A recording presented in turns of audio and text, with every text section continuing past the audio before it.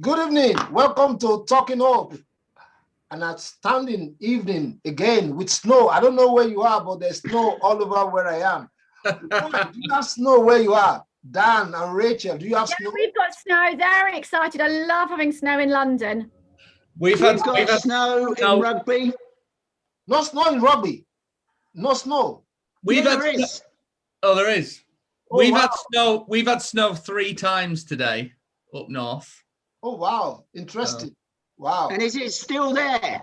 Yes. I got very, very cold at lunchtime. Oh, that's really good. Again, tonight, if you're watching for the first time, this is Talking Hope, and I have these amazing 3 people who co-host with me all the time. Starting first from our mother hen, Rachel Jordan Wolf. I'm not so sure about the mother hen title. I prefer being the queen or the princess or something, but hey, I'll take it. Are you thinking just for today? Because it's cold and you put the scarf all around yourself, like you are the little mother making a cup of coffee and tea for all of us. And then we have the youngest one of the team, Dan. How are you, Dan? You shaved your beard. What's going on? You're looking sharp nowadays. Is it because you just married? No, I decided to shave my beard. It's like I've grown it out twice since I've been married, and it's just you look better now. I'm sure your wife must have told you that you look better now. She likes the beard. It makes your mask puff out. It just makes your mask get bigger and bigger. It's just not a nice experience. So I've decided to get 5 years younger. It looks a lot better. Yeah, absolutely. I will agree so. And then we have the Grandmaster himself, the president of Hope Together, the one and only, the first ever and the only president of Hope Together, Papi Roy Crow. It's true. Yeah, it's true, isn't it? How have you been? How has the experience been with you since you become the president? It's been great. It's been amazing. Rachel and I work really well together. We've survived the first month, and it's been great. It's a new day for me, a new day for Rachel. It's working together, transitioning well. It's great. Oh, awesome. That's beautiful. Well, that's my view. Rachel might think differently. We're having a good. It's great. Yeah, I mean, it's really working out well. It's been a really good month. So we're looking forward to more. So yeah, it's good. Hope team, the Hope team. We're a team. Outstanding. And tonight we have 3 outstanding guests as well, like we always do. We're going to be talking about prayer. We're going to be talking about young people, and we have a vicar tonight. Coming to tell us about great stuff that's happening in his church and the community where it comes from. But a little bit about what's been going on in the news about this vaccine and stuff like that. It's been very interesting, isn't it, Roy? I've been on media all over the weekend talking about why 72% of the people of ethnic minority are not going to take the vaccine. But you know what? It's important. If you're listening to me and you're a person of color, please go take the vaccine.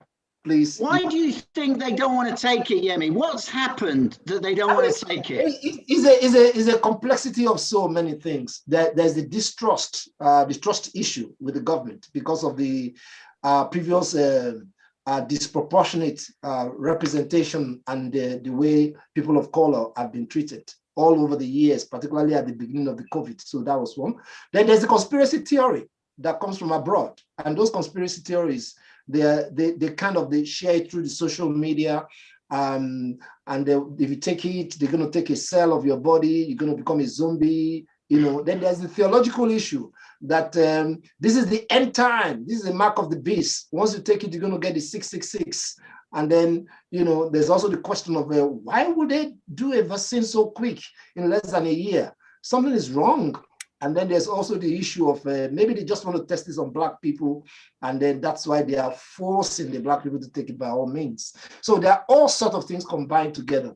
But what we've been doing over the week and over the weekend, having met with a couple of government officials and NHSEs, please, if it is your turn to take the vaccine, please do take it. Because absolutely, everybody needs to take it. You're protecting your family.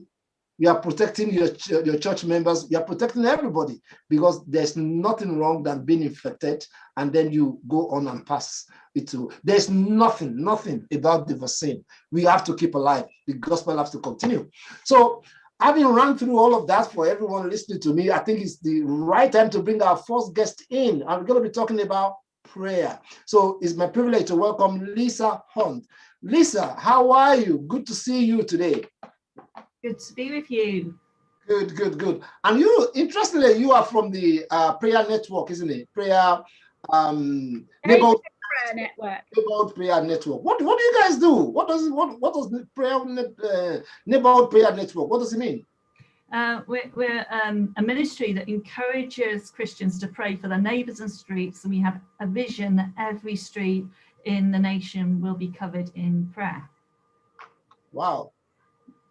So people praying for their neighbours, caring for their neighbours, and sharing Jesus with their neighbours as they have opportunity. So what has been your experience? I've been doing that over the time. What has been so interesting? What excites you about doing that?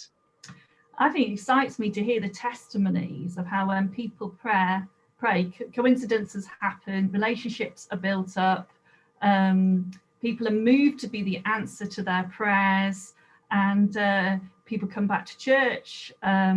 People hear about Jesus. It just builds up community. It's just such a joy and privilege to be working at such a grassroots level for God's kingdom purposes. Do you think people find it difficult to prayer walk? I think they may not think that way, Roy, to be honest. When you leave your house, you might be thinking you're going to the shops. You might be thinking, I'm just going to get a bit of fresh air. You might not thinking automatically, this is, I can pray and do those things, or I can intentionally go out and do that. So I think it's just having that sort of understanding that's a possibility. Great. We've been looking at it again. Like at the moment, people are allowed to go out for their walk for exercise. Have you been able to encourage people to prayer walk whilst they're out on their exercise walk?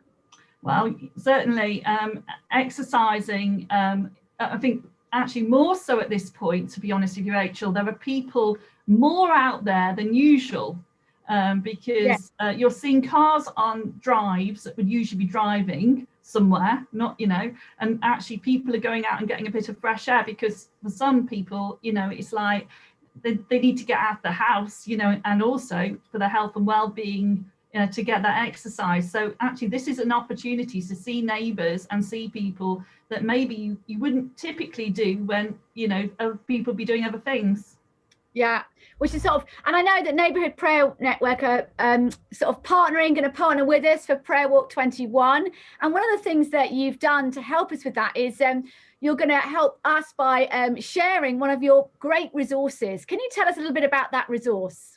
Right, so we have a resource called A Mile Jesus. It's just amazing. It's got all sorts of prayers in there, how to go about doing a mile with Jesus. So you can just download it from the Hope website. The idea is that when you go out, you're going out with Jesus, actually, in the sense that you have that attitude that he is with you. And as you walk past houses or schools or hospitals, high streets, whatever you are, you just have that an awareness of that. And I think it just moves you to pray in a way, perhaps if you didn't have that sort of attitude, it brings a 3D to a 2D sort of thing, and it just brings that spiritual connect, and I think it then informs your prayers and actually your responses, because quite often you become the answers to your prayers. And it's got lots and lots of ideas, isn't it? So if people are sitting there going, oh, not really sure. Actually, I did a prayer walk on Monday, thought about it on Tuesday. By Wednesday, I was running out of inspiration as to what to do. I know that in there, it really helps. Like if you're passing I love it. If you're passing a bus stop, why don't you stop? And there's like 3 things you could pray for. If you're passing a school, 3 things. So just so many ideas in that resource. So it really helps and keeps people going. I mean, it's full. I mean, very imaginative in the way it's done. And did you say, I think that you've done this with your church, so that it's not just individuals, but you can actually engage more of a group to do this? Yeah, I've done it with my church, and I've also done it with a particular focus group praying for a particular thing, and actually that's really special as well. We went out in little groups into our community to pray, and then we came back and we shared the things that were on our heart, and then we prayed together as a church about those things. And if I'm honest with you, I believe that I've seen some answers to those prayers, not necessarily the way I would have wanted, to be honest. I think COVID has given opportunities that perhaps we didn't even think could happen. But yeah, I really believe that there's something very special when we go out together. And if we can go out and do a mile of Jesus together, it's a really precious thing. And God, will work in that for his glory. Can you share any of those stories? Is there any that you think you could share with us?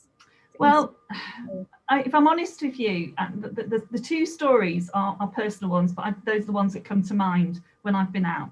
One was the other day, just walking out, and there was a lady, we were all doing our distancing moment because it was a narrow bit, and I stepped back and I sort of had a little joke with her about it. And then she said to me, if I didn't go out walking today, she said, I wouldn't speak to anybody. Wow. And so we ended up having a chat for a few minutes, just in our distance positions as you do. Yes. So that was one. And the other one is because I'm praying for my neighbours regularly. I also was on a prayer group for urban saints, and I went for a walk, saw somebody that I knew from a church in my town, and then my neighbour just happened to come by, and this neighbour knew this person from the church, and it turned out that when he was a child he'd been part of an urban saints group, and I never knew that. And there I was on another call praying for urban saints, praying for this neighbour. And you just think, God reveals things, doesn't he, and shows you how to then pray. And there are other things going on there, but it's these are ongoing stories of people as we get to know them relationally on our streets. It's great. Yemi's a bit of a key prayer walker. He does prayer walking. Have you done the mile, Yemi? Yeah, I normally, ideally, I would have done about maybe 5 kilometers praying and walking. The principles for me is I never preach without doing a prayer walk for many reasons. When I do prayer walk, I'm able to connect with God, and God is able to speak to me about it's just something that one has done over a period of time. And I always like to encourage people that if you are able and you are fit, getting the fresh air, it's just the beauty of seeing the creative work of God as you're walking and praying. It helps, and you get to meet people. That's the most interesting thing. Like you said, people have accosted me while I was prayer walking. You have a conversation, you say, the dog runs to you, you kind of, you have a conversation, they ask you, you just pick up something, and it's really good to pray a walk. So I really encourage anyone listening that please do pray a walk if there's opportunity. That's our real drive at Hope Together this year. We want to encourage as many people as possible. Once you step outside your house, think prayer. And once you think prayer, whether you are going to the shopping mall, your local shopping, local shop to buy newspaper or to buy whatever, those few 2-3 minutes we are going to walk there, think prayer. And when you're walking back, think prayer. Wherever you are, just think prayer. God default mode is to answer prayer. And so we are so grateful that that's what we are laying on upon this year. Lisa, we've been thinking about the people. Yemi said, when you're well and you're able. What about the people who are isolating? They're locked down. They still can't leave their homes. How can we encourage them, and what could they do to partner with us in this season? Well, Rachel, the whole idea of virtual prayer walking. I don't think it's totally new, but I think the idea in this season of we can use maps, we can use our memory, we can use online resources to strategically focus our prayers. And actually, there is even within Ordnance Survey, you can subscribe to them, and you can do flyovers over the land along footpaths. There's all sorts of creative things you can do You can even draw maps of your, and pray, put scriptures down, or just be creative and pray for your community. Write down the names of neighbours and pray for them intentionally. So at schools, hospitals, the places that you know of that may be on your heart, do pray. And some people can do combinations of virtual and physical. So it's possible, and I know of this happening, that somebody actually took their phone out, did a recording around a hospital, and then shared it on the WhatsApp, and then somebody who was obviously shielding was then able to do that prayer walk around that hospital praying. Yeah, so there's all sorts of things you can do, and you can do that obviously at any time in a combination supporting a prayer group that goes out. So I would encourage people to actually be imaginative, but involve people, because I think I've been in a situation where I wasn't able to go and prayer walk for some reason because I wasn't well enough, but I still was able to text what I felt, scriptures and things that were on my heart, and you can share those with people who are physically prayer walking, and you're just as involved, and you're really important, and you have a ministry. So I just want to encourage you. Thank you ever so much, Lisa. It's been great having you on Talking Hope tonight to challenge us, inspire us, and encourage us to do prayer work. Thank you ever so much. Thank you. It's been great to join you guys. Great to have you tonight. Bless you. Thank you. Right, we move to our next guest for tonight. Jimmy Dale, an interesting gentleman. He is the National Youth Evangelism Officer of Church of England. It looks like a very massive, big role you are. It's mouthful. What's that? What's that role about? I mean, what that title is just so suffocating. Can you simplify it? What do you do? Who are you? It's a big old title, isn't it? So it was a brand new role. It didn't exist prior to me, and it kind of came about. So the Archbishop of Canterbury's got three kind of key priorities. So prayer, evangelism, and reconciliation. The story goes, Rachel was part of this group, that the Archbishop had a group which he looked at evangelism, and he asked the question, what was going on with young people and evangelism? And nobody knew. So they said we should do something about that. So they created a post, and I took that, and it's my job to try and do something, really.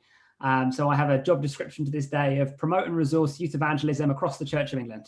So what's been happening? So what exactly then is happening? What's the story out there about the young people and youth evangelism that can encourage or inspire someone listening to us? Because we hear a lot about the adults. Anything at all happening within the young people? Yeah, sure. So I mean, I think it's a really interesting time for young people. I think that there's probably more spiritual intrigue amongst young people at the moment than I think we've ever seen. There's a real openness to faith, but I think so often as the church we are our own worst enemy, that we become a real barrier to that. But I think despite that, there are some really encouraging stories popping up, both with individuals and with churches. So I mean, we were chatting just before, kind of a couple of stories of places where we're seeing real growth amongst young people. So one of them is London Diocese a couple of years ago. They decided that they were going to really invest in young people, so they created something called Capital Youth. One of the things which they did was that they took 4 churches that already had some kind of youth ministry happening, and they said, as a diocese, we're going to look to really invest into these churches. In just 2 years, those 4 churches had about 400 teenagers who were part of regular discipleship communities, whether that's midweek or on a Sunday. And in just 2 years, that went from 200 to 430. And that's continued to grow. So one of those churches now has over 600 in some kind of cell group, or they call them pods, a whole bunch of different ways that they're connecting with young people. So I think, sorry, say that again? Been in COVID. Yeah, I think they're. I mean, that particular church. I mean, I think in COVID, actually, what they found is that COVID, I think, has been a real. It's been a real galvanizing process. I think that there's young people who have wanted to drop off for ages, and for whatever reason, be it social pressure or their parents forcing them or whatever else, they've kind of stuck around.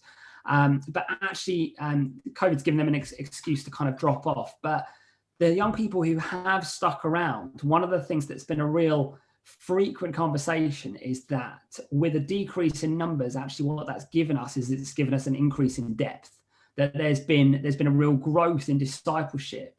And the young people who have stuck around, actually, they've been incredible about how they've been reaching out to their friends. Obviously, kind of online, young people, Generation Z, they're kind of digital natives. And so I think every week I find new platforms and like ways that they're finding to reach out to their friends. I think a lot of it at the moment is just having the confidence to give it a bit of a go. I know that me and Dan have been involved in a project for the last couple of years called Amplify, and that's been so encouraging. So that's taking young people who have had in some way identified that they're evangelists. Lots of them, although they've had that gifting called out in them, would still say that they don't think they're evangelists. They don't think they're doing anything particularly special. And they come and spend a year with us, and we try and really invest in growing that gift of discipleship. And this year, all of that's moved online. But actually, that's in so many ways, it's shown the creativity and resourcefulness of the young people who are part of it, and how even despite all the obstacles and barriers, I think for lots of adults, lots of churches, the barriers have come up and it's just been an excuse to stop. But actually for these young people, it's been a real gear change about actually how do I step up instead. Great. And you mentioned London, but how have you seen that maybe in like the more rural as well? Because you also mentioned kind of the growth sounded like it was in the small groups. Even in COVID, that's where the growth was found. Have you seen that in the rural as well? Yeah, sure. So, I mean, I think one of the things which for me for COVID has been really encouraging has been that I think there's way more openness to collaboration and working with people than there's ever been before.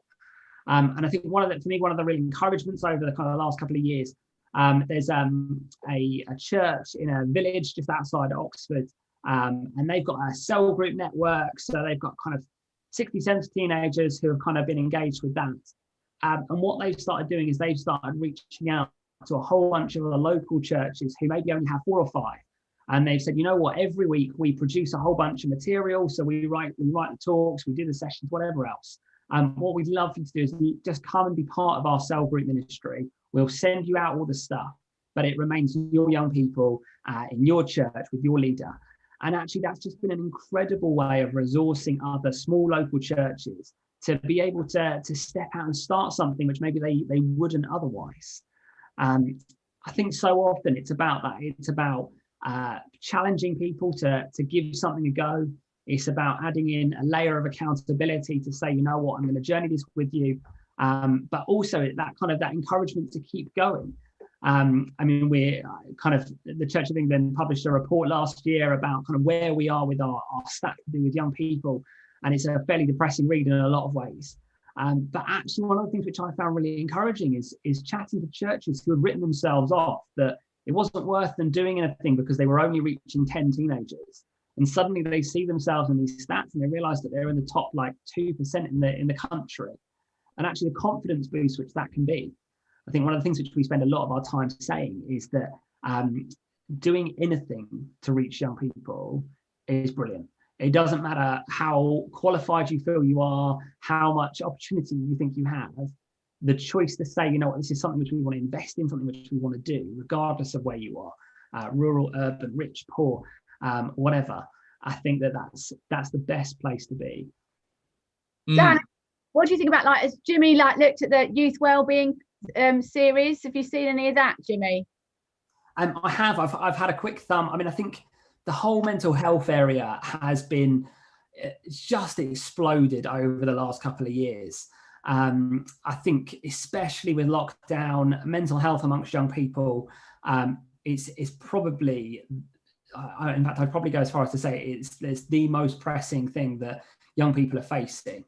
And that's kind of in the midst of it. I think afterwards that will probably intensify, increase. So having resources like the Wellbeing project, I think things like that, which help young people to think through their mental health, and especially to do that through a faith lens. I think there's lots of things out there which are really great at helping young people to think through their mental health.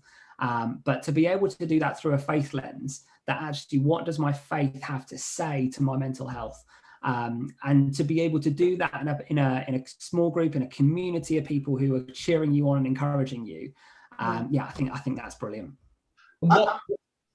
Sorry, go on. I want to ask a question. I'm just interested in during this lockdown, most churches will say that it's been very difficult to do evangelism because you're not going out, you're not reaching out to people, you're not doing all that. So if there's a church leader or a youth leader listening to us tonight and really looking forward for tips on how to do evangelism, especially to the young people during this lockdown, what will you be saying to them?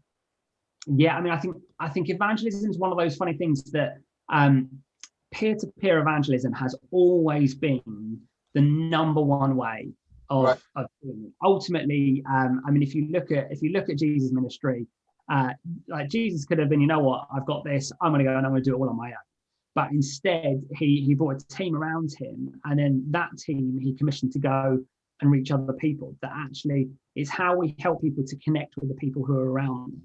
And I think for so long, we've had a model in youth ministry, which has been about we're the main attraction. I mean, there's a joke in youth ministry that sometimes we're a bit guilty of thinking that Jesus is a bit boring. And so, you know what, I'm going to make up and I'm going to be the most exciting thing. Young people are going to come to my youth group because it's going to be the most fun. It's going to be the most exciting. We're going to play the best games. But actually, you might get some young people that way, but ultimately it's going to create breadth, but not a lot of depth, probably. The best model for seeing stuff grow is going to be peer-to-peer. And that means that it's how do you take the group of young people you have, how do you equip them, and how do you empower them to start reaching out to their friends? A couple of years ago, Rachel and Dan and a couple of others, we worked on a project called Mission Academy Live, which is a 10-part video series. And it's just encouraging young people to be more confident in how they can just reach out to a couple of their friends. And the stories that came out of that were incredible. But I think for so many of those young people, they needed someone to say, you know what, give it a try. I'm always struck that when you look at Jesus had 5,000 followers, and of the 5,000, he had 72 he had 12 he had 3, and 3 he had 1. And the time and investment that he puts into those 3 is incredible. It's like, it's almost embarrassingly disproportionate. But when Jesus dies and rises and ascends, it's those 3 who go and roll out the global church. I think my biggest encouragement for evangelism during this period is, if you've just got 3, how do you invest in such a deep way that when we come out of COVID, actually they're the 3 who change the world? I think there's endless resources as to how they can do that. I mean, there's been so many encouraging stories coming out of the Youth Alpha stuff at the moment about how churches have been able to use that. I think, yeah, there's loads of resources out there to do it. But ultimately, you're not going to be the savior who's going to reach young people. Ultimately, Jesus is the savior, but the mechanism to get to those young people is going to be via their friends. So it's about how do you empower the young people you have. And do you think the whole going digital, like we've all had to go digital, everything goes digital, and has that been a plus for young people because that's the world they're in, or has that also been a negative because it is the world they're in? I mean, I think it's kind of it's had pros and cons to it. I think it's been really good. I mean, I always used to upset me the amount of churches who didn't even have a website. And I'm currently reading Nona Jones, who's their head of faith engagement for Facebook. And on that, she's very biased towards Facebook, but she's written this book called From Social Media to Social Ministry. And she talks in that about the fact that if we did anything online, what we did was we did broadcasting. So here's what I'm doing, and I'm just going to put it out there. But actually, there's a real need when we're going to do something online about how do we do genuine discipleship? How do we journey with people? And I think COVID has forced the church to say, actually, how do we do that? Because it's not enough just to stream your service once a week and hope people are picking it up. But I think similarly, that's come at the same time where, yes, young people are digital natives, but actually digital is just one part of a much broader tapestry.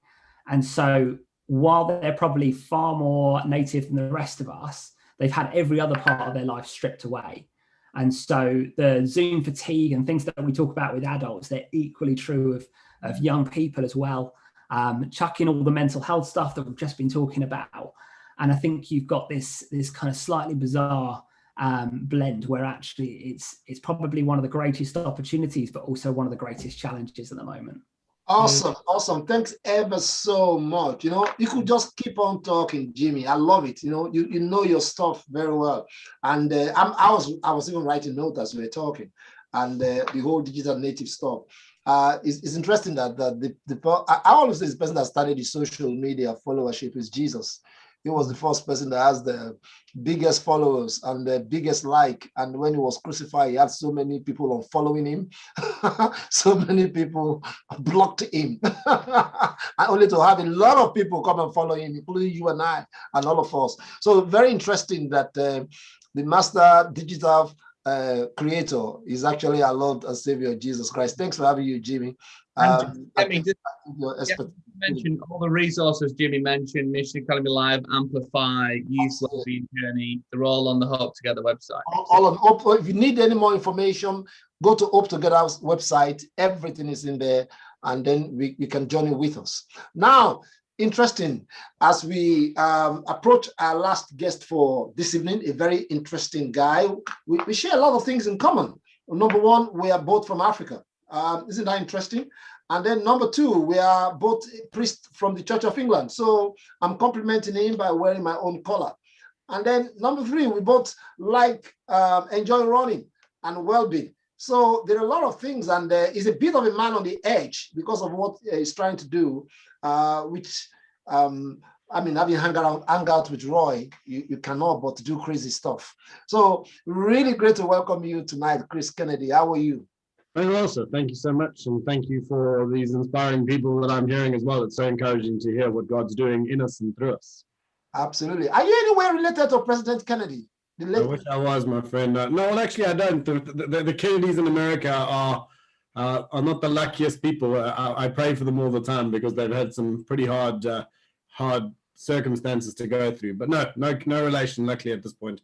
Okay, that's fine. But Chris, you do some interesting stuff. Apart from there's a lot of running, 5-kilometer run. You want to find out the slowest and the fastest Church of England priest and bishop. You try to put a gym in the church, combining evangelism, well-being, and prayer. There's a lot you're doing. Can you please let our listeners get a glimpse of those diverse things that we are doing that are so interesting? Yeah, well, thanks. One of the best compliments you can give me is that I feel like I'm on the edge. I feel like the Lord has called us to be different giftings, and I definitely feel much more comfortable on the margins than I do in the center. Really amazing to hear people like Jimmy and Lisa talk. But I find myself more comfortable speaking to drug addicts and ex-offenders than I do to normal Christians. But I've also come from a background of physiotherapy. I've worked through the NHS, and I've seen a fair amount of suffering in my time, but actually that suffering shaped me, and that's the place where I find God. And what's been interesting is that I started realizing that the reason that I do sport and activity is in that place of suffering, I find God. And so if it's a 5K run, I'm not as good as Jimmy in my marathons, but I've also done Ironmans and things like that. But in that place of almost utter exhaustion, you then find this other space that you allow God to come in. So but I find that in a prison, and I find that in a hospital as well. So I run a ministry called Activate. We're based in West London and Teddington, and I'm really interested in trying to get people that would not necessarily associate themselves with church to engage in church through the activities of their bodies. And it was interesting today. I was listening to Jordan Peterson. Some people love him, some people hate him, but he said the first thing that we were before ever we were mind and soul is that we were bodies, and everything came through that space.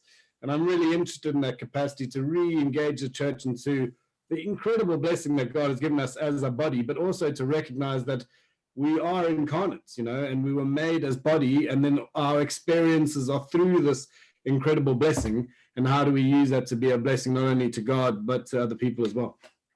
Chris, do you find that's a language that, like, at non-Christians, it's a really good way to begin to have a conversation with someone who isn't a follower of Jesus? Massively so, because I think sport and activity is what people are doing, and as we said in lockdown, people have exponentially taken it up. So like Strava, the biggest site and the social media site for athletes in the world, have reported something like a 25% increase across the world of people engaging in some version of sporting activity. So now is the best time than ever to be able to have that conversation. But it's also a leveler. I'm tired of having Christians talk Christianese, you know. We are also bodies. We are also normal human beings that have the same ups and downs, and therefore we can find a place to level that. And if that's as simple as going for a run or a cycle ride, people then see us as people not holier than thou, but also working through those things. But we have a hope to share that's greater than anything else. What if you're in the sanctuary, Chris? Say that again? What have you put in your church? Yeah, so we're working with local youth services and other things. We're going to try and create what they call a Crossfit Gym.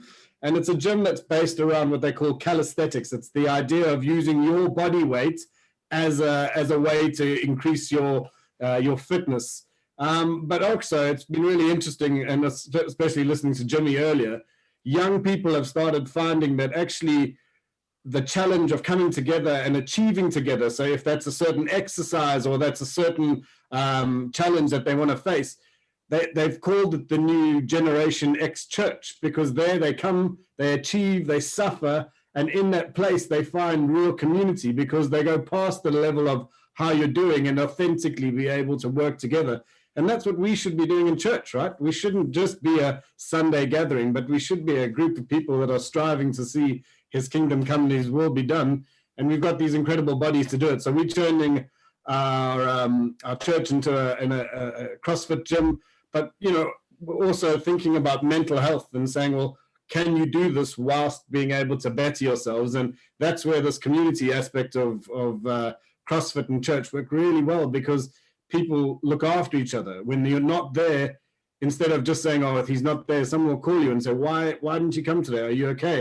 And that's massive, you know, that really engages people. But it's interesting that it's suffering that engages them. It's the challenge of it that brings people together, rather than the comfort that we all think we desire. Yeah. Brilliant. And you're saying suffering is going through the pain of activity. Yeah, but actually, I mean, I don't know about you guys, but COVID's brought it home more than anything else. Suffering's something that's all around us, but actually we do everything we can in the West, and Yemi, you'll know this in Africa as well. In the West, they try and do everything to be comfortable and never embrace suffering, and then are very surprised when suffering comes. But when I was in South Africa, suffering was everywhere. And so it was much easier to engage with, and it was a far more realistic culture that we were living in, because we weren't trying to run away from it, but actually we're trying to work through it. And that's a very sort of extreme example, but sports is the same sort of thing. I never understand how rugby players for 80 minutes consistently batter themselves all the way through, but it's the shared suffering and achievement together that propels them into something bigger. And I think that's why sport's such a dynamic way of being able to engage people. And I look at the Wellbeing course that we've created, and you think you might look at using that as a tool for gathering people together? Yeah, 100%. And I'm so glad it's come along at this time, because people are asking me, what is well-being? And I'm all the time I'm saying, well, can you define to me what is being? Because until you understand what being is, you cannot work out what wellness is. And what I'm really excited about the Wellbeing course is that we can then frame it in a very encouraging way that then is a help to non-Christians and Christians, but it also points to a being that is greater than the being that we are. And so it allows us to then be able to say, well, actually, as I lay my life down, I actually can raise my life up. Where are you going to run that, Chris? And how are you going to engage people to come and join you? Yeah, so I'm really excited. We're working across 7 pilot dioceses and quite a large network. I have this very strange honor of being the Archbishop of Canterbury's cricket captain. So we played the Pope in cricket and all sorts of interesting things. So I've got quite an interesting network of healthy people, but also these other dioceses that we're working together. So the Wellbeing Journey we're going to run as a national course. And if you're out there and you think your church is too small, or you just as an individual want to come along, then please do come. There's no sort of, we want this to be a framework where everybody can engage. Myself and my team will happily run it, but we're also very excited that it's not just going to be a local-based thing, but there's going to be the capacity that everybody across the country can then feed into this process. but also then we can have breakout rooms where you can go with your local church or you can go with your local organization to be able to work these things out locally. But, you know, we're all locked down. We might as well gather the whole network together rather than just the, you know, pieces of the puzzle. And how do they connect into that, Chris? Yeah, I mean, we're going to send out an invite across the networks in the next little while. We'll send some stuff on our website as well. We've got our Instagram pages. So we're actually having one of the bigger churches is just putting a little promo pack for us together tomorrow. But also a really lovely way for you to engage it is to try and do this lockdown challenge that we've come up with called the 5K Padre. So we want to find the fastest Church of England vicar in the country, both men and women. And then luckily I've got a few connections into some bishops. So I'd love to find who the fastest bishop in the country was so they could crow to each other. But yeah, look, the idea is that the priests across the country are gateways to fantastic communities.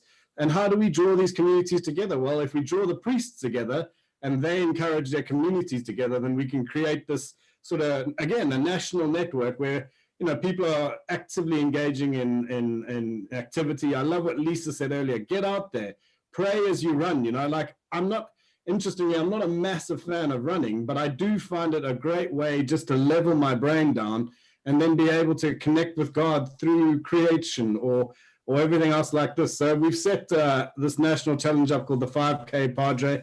Again, it's going to be on our websites as well as across social media as well. But Chris, what I don't understand is how do you get all the padres to come together and run? Are they going to run individually or are they going to? So it runs on. You run the thing called, it's a virtual run, so anybody can do it. But then the biggest sort of network for athletes across the world is this thing called Strava. So we've created a challenge on Strava. You click on Strava and say, I'm in for the challenge. And whenever you then run that 5 kilometer and you load your 5 kilometer onto Strava, it automatically creates a leaderboard of different. And what we're trying to do and what we're working out as well is, can we create regional leaderboards? So can we break it down into dioceses? Can we break it down into? I'd love to find a young person, and I'd love to see, you know, Roy, could you be the lead in that next generation of people as well? You know, so. You know, I'd love to see where we can go with it. And more importantly, just have fun. We're not having enough fun in lockdown, you know. And so we've got these blessings. Let's try and be able to make sure that we use our bodies to be a blessing to each other. I need to get Yemi out there because he's got a whole constituency that he needs to get out there doing this 5K, not just around the house, Yemi, but outside. Yemi, unfortunately, Yemi, wasn't it? Too cold to be outside, was it, Yemi? Yeah. Once the cold is out, I mean, Chris, you know that we do. I mean, black people don't do cold, you know. So that should inspire you to run faster, Yemi, because that means you get back inside quicker. So you guys might be the fastest of all. That's a big temptation. But you know what I like about this 5 kilometer run is that it gives the opportunity to share the gospel. Because people kind of ask the question about that, because something is edgy, and people ask questions. You are looking for the fastest bishop and the slowest bishop and the fastest party. We'll have it on the Hope Together website. I think we should link with this, Rachel, don't you? We should actually join it up. And you know what? If we can do it for Church of England, I'm taking it to another denomination. Yeah, So Archbishop Justin is a patron of Hope Together. Pastor Agu of Redeem is a patron of Redeem Church. So we could just tell, what about getting Archbishop Justin and Pastor Agu to do a competition? They could have a runoff, couldn't they? Yeah. I see who is fastest out of them. You know? They could have a race. And it's all virtual. It's all the nice thing is, and more importantly, if you have a really bad run, you just don't post it, right? So if you don't quite feel like you got to your best, then just save it for the next time, you know? Oh, you cheat. Well, there's no cheating, sir. Yemi, come on. If I see you on a bicycle, Yemi, I'll come chase you. Is that all right?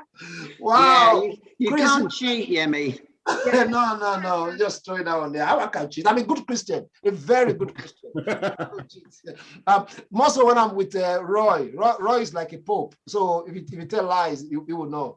But Chris, I want to say thank you ever so much. No You brought an amazing information, and even for so many people who are listening to you, I'm sure they are catching some excitement about, can we do this? Because it might just be these things just for you because you're part of the Church of England, but there will be other people from other denominations who are picking up ideas from this, and they might want to go. Ultimately, we pray, and then people get to know why we're doing what we're doing, and then they come to become a follower of Jesus. So I want to say thank you ever so much for all that you are doing. Yeah, we've come to another end of talking up. It looks like we should continue and talk more and more and more and more, but hey, it's only for 45 minutes, but it's been a great evening, and I want to thank all our listeners for staying with us, and those who will watch it later. Thank you ever so much as well. But then, just to say a big thank you to my co-host, Dan, thank you ever so much.